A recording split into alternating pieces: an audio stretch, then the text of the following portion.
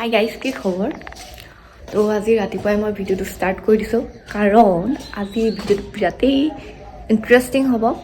কাৰণ মানে মই আজিৰ কাৰণে এটা বিশেষ কাম থৈ দিছোঁ কৰিবলৈ।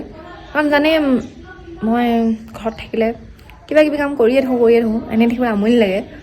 আৰু এতিয়া ৰাতিপুৱা সেইকাৰণে ভিডিঅ'টো ষ্টাৰ্ট কৰি দিছোঁ।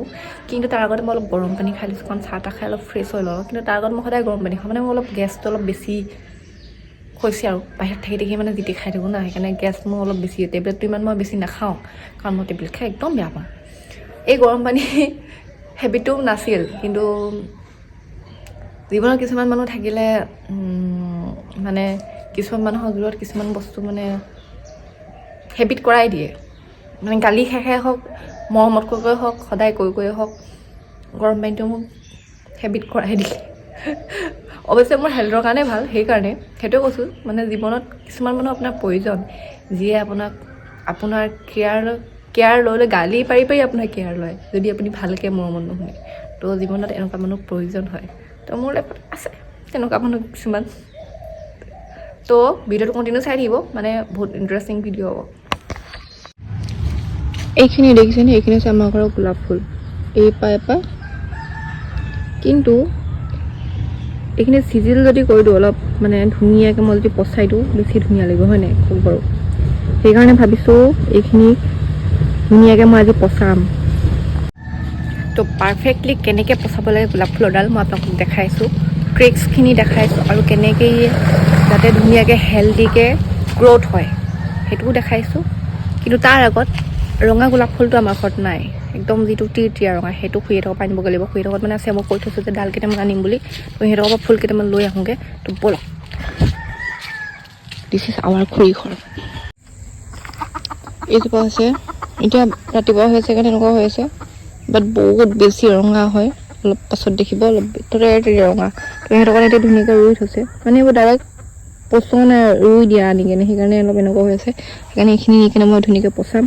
তো আপোনালোকে স্কিপ নকৰিব, ভিডিঅ' লাষ্টলৈকে চাই থাকক। অ' লক্ষী, কি কৰিছে? ইমান দেৰিলৈকে উঠা নাই নে?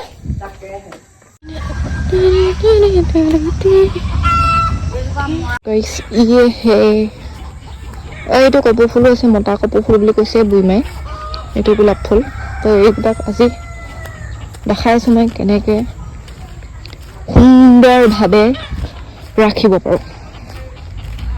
এইখিনি বছৰ আগতে ফুলত পানী অলপ দি লওঁ। মই প্ৰথমতে পানী দি দিওঁ ফুলত, প্ৰথমতে স্প্ৰে মাৰি পাতবোৰত দি লওঁ, কাৰণ তেনেকৈ সিহঁতে পাতবোৰতো মানে পানীৰ প্ৰয়োজন। বেকগ্ৰাউণ্ডত মিনিটটো ইগন'ৰ কৰিব। তাৰপাছত সিহঁতৰ গুৰিত দিব লাগে, প্ৰথমতে পাতত দি ল'ব লাগে। পাতত দিয়াৰ পাছত গুৰিত অলপ পানী ঢালিব লাগে, তাকো লাহেকৈ। যদি আপুনি বহুত স্পীডত বা ওপৰৰ পৰা পানীটো দি দিয়ে, তেনেহ'লে ফুলটো মানে আপোনাৰ গুৰিটো উঘাল খাই দিয়াৰ চান্স থাকে।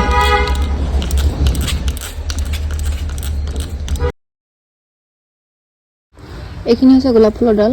আৰু ঘৰৰ পৰা কেইটামান যদি টাব হয় তেতিয়া ঘৰৰ পৰা কাটিম, নহ'লে পাছত কাটিম টাব কিনিলে।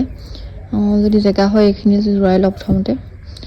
এইখিনি ধুব লাগিব বাৰু। ধোৱাৰ আগতে কি কৰিব লাগিব, এই গুৰিখিনি দেখিছে নহয়, যিখিনি যে ডালখিনি কাটি আনিছোঁ জোৰৰ পৰা, এই গুৰিকণ যে ঘগলামূৰীয়া হৈ আছে, এইকণ ধুনীয়াকৈ ক্লিন কৰিব লাগিব, মানে কটাৰীখনে একেঘাপে কাটিব লাগিব।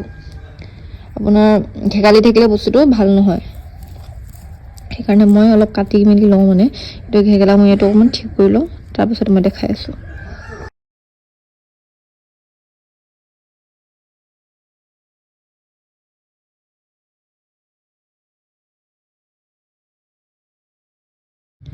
আৰু এটা মেইন মন কৰিবলগীয়া কথা হৈছে যে আপোনালোকে যেতিয়া কাটি হোৱাৰ পাছত যেতিয়া ৰুব, তাৰ ৰোৱাৰ আগত আপোনালোকে এই ইমানকণ মানত অলপ এনেকৈ নখ নলগাব। মই আপোনাক দেখাইছোঁ, কটাৰীখন দি দেখাবলৈ অকণ দিগদাৰ কাৰণে কটাৰীখনেদি এই গ্ৰীণ কালাৰ যিটো ছাল হয় অকণমান এৰুৱাই দিব ওপৰে ওপৰে, এইফালে অকণমান এৰুৱাই দিব অকণমান। প্ৰত্যেককেইটা পুলিতে আপোনালোকে এনেকৈ ছালকণ এৰুৱাই দিব, অকণমান এৰুৱাই দিব। তেতিয়া মাটিত সোনকালে মানে শিপাটো গজিবলৈ অলপ সহজ হৈ পৰে। অতি সোনকালে মানে শিপাটো যিমান সোনকালে পাৰে সিমান সোনকালে গজে মানে। এইখিনি হৈছে আমাৰ গৰু গোবৰ ছাগলী গোবৰ মিক্স কৰা মাটি, মানে আমাৰ মাটিৰ এটা জেগাতে চব সেইখিনি পেলাই তাৰ হৈছে এইখিনি সাৰুৱা মাটি। আৰু এইখিনি ফুল লগত দিয়াৰ আগতে পচোৱাৰ আগতে অলপ পানী দি ভিজাই ল'ব লাগিব। এই মাটিখিনি আপোনালোকে প্ৰথমতে ৰোৱাৰ আগত ভিজাই ল'ব এনেকৈ। বেছি পানী নিদিব, অলপ পৰিমাণে অলপ কোমল কোমল হোৱাকৈ ভিজাই ল'ব।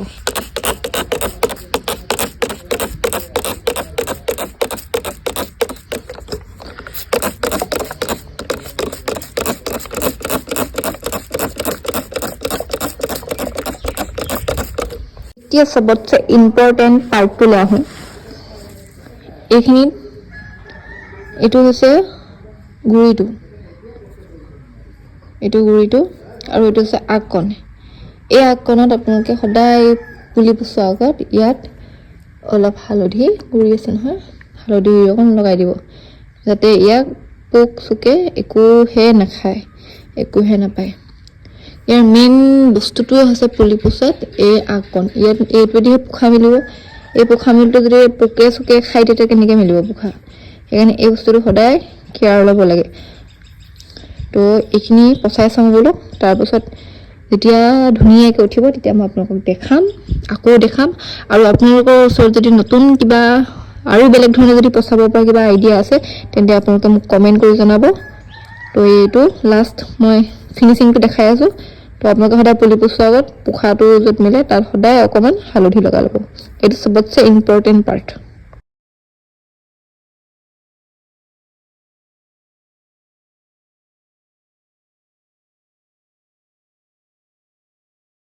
এইখিনি পচাই দিলোঁ মানে কি টাবত ভৰাই দিলোঁ। তাৰপিছত ইয়াত অলপ শিলিগুটি অলপ দি দিম, অলপ ভাল লাগিব কাৰণে দেখিবলৈ। আৰু শিলিগুটি দিলে অলপ মজবুত হৈ থাকে। গাইছ, এই তিনিটাত মই ভাবিছিলোঁ কেইবাটাতো দিম বুলি, কিন্তু মই ভাবিলোঁ এডাল এডাল হ'লে ভাল নালাগিব দেখিবলৈ।